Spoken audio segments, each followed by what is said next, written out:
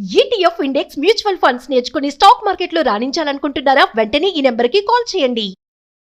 నమస్తే, welcome to Suman TV. నేను మీ యామ్ని. ప్రస్తుతం మనతో ఉన్నారు ప్రముఖ ఆధ్యాత్మికవేత్త డాక్టర్ అనంతలక్ష్మి గారు ఉన్నారు. అమ్మతో మనం మాట్లాడదాం.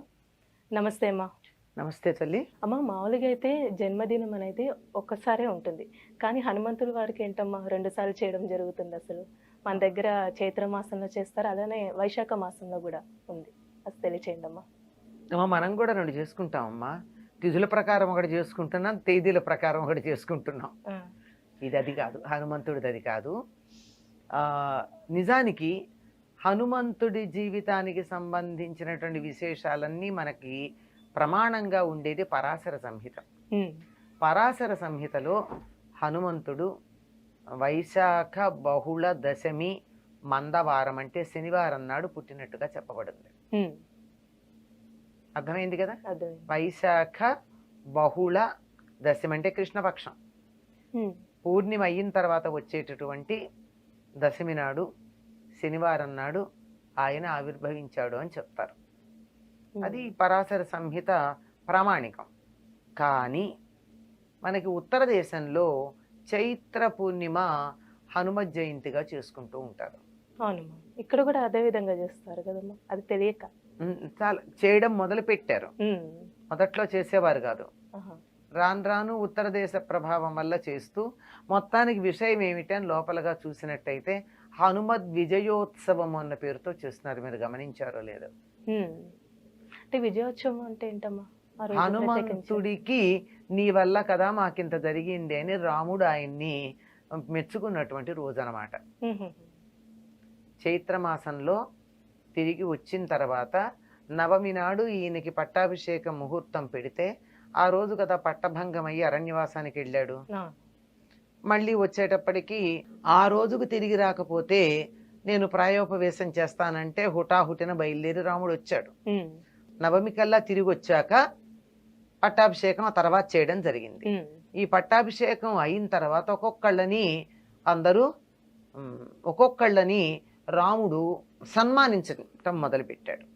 అలా సన్మానించిన దాంట్లో చిట్ట చివరికి అందరికన్నా నీకు ఎవరు ఇష్టమైనటువంటి వాళ్ళు చెప్పు, వాళ్ళకి ఇవ్వు హారం అని చెప్పి రాముడు ఒక ముత్యాల దండనిస్తే సీతాదేవి ఒక్కసారి ఆలోచించి హనుమకి ఇచ్చింది.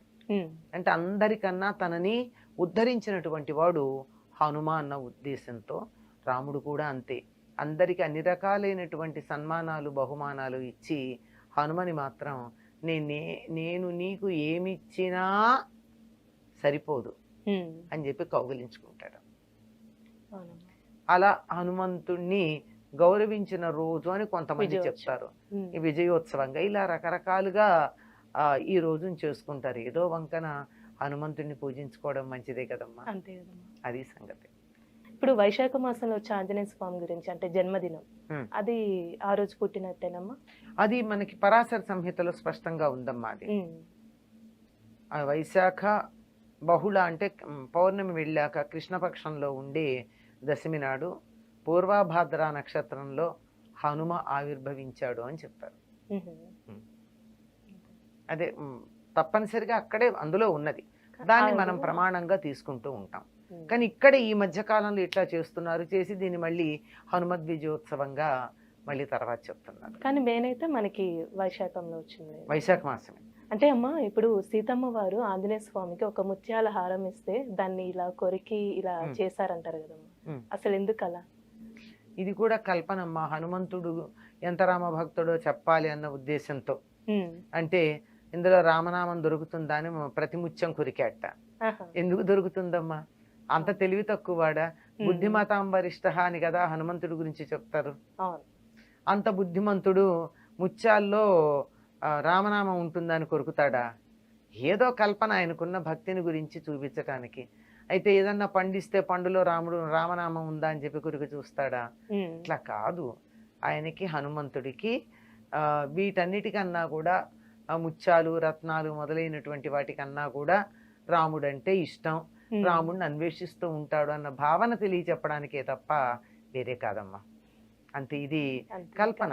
హనుమంతుడికి ఉన్న భక్తికి సంబంధించి ఎన్నో కల్పనలు ఉన్నాయి. ఇలా గుండె చీలిస్తే అక్కడ రాములు వారి, సీతారామ లక్ష్మణుడు సీతారాములు ఉన్నట్టు. వారి. ఎందుకు ఆయన చీల్చుకుని చూపించాలా? చీల్చుకుని చూపిస్తే బొమ్మ మనకు కనపడుతుందా?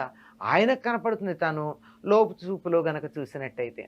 అంతే. ఇట్లాంటివి భక్తిని కొద్దిగా అలా సింబాలిక్ గా చూపించడానికి చెప్పేటటువంటి కథలు. అమ్మ ఇప్పుడు హనుమంతుడు వారు పుట్టగానే సూర్యుని దగ్గరికి వెళ్ళి అది పండు అనుకొని అలా వెళ్ళారంటమ్మా. అసలు ఎందుకంటారు అలా? అది హనుమంతుడి యొక్క శక్తిని నిరూపించేటటువంటి తెలియజెప్పేటటువంటి తీవృత్తం అమ్మ. పుట్టంగానే అలా ఆకలేసిందట. ఎదురుగా ఉదయిస్తున్న సూర్యుడు కనపడ్డాడు. కనపడంగానే ఆ పండు తిందాం అనుకుని బయలుదేరాడు. తీరా అక్కడికి వెళ్తూ ఉంటే ఆ రోజు పుట్టంగానే కదా, పుట్టిన తర్వాత అలా బయలుదేరి వెడితే ఈయన దశమి నాడు పుట్టాడు.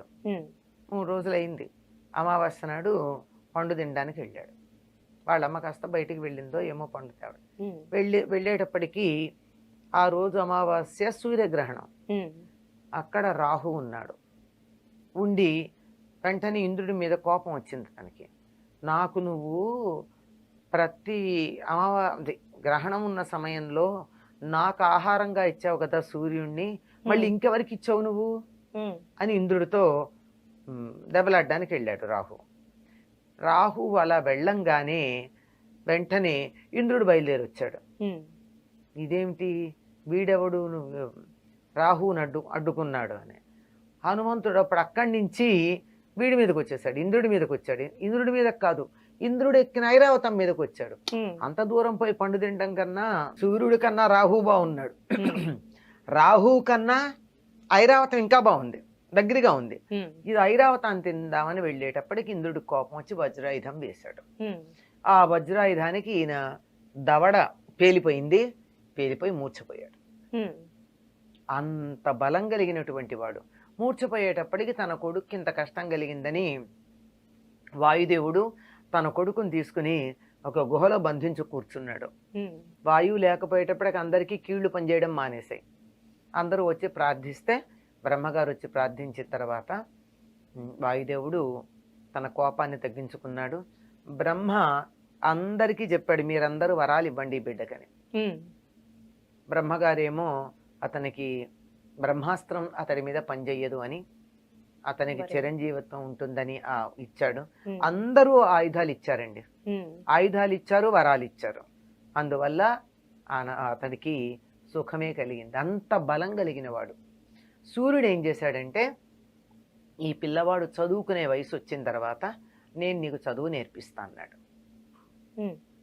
ఇప్పుడప్పుడే పుట్టాడు కదా, 5 ఏళ్ళు వచ్చిన తర్వాత ఉపనయనం చేసి చదువు నేర్పించడానికి పంపిస్తే సూర్యుడికి ఎదురుగా నిలబడి సూర్యుడితో పాటు కదులుతూ చదువు నేర్చుకున్నాడు హనుమంతుడు.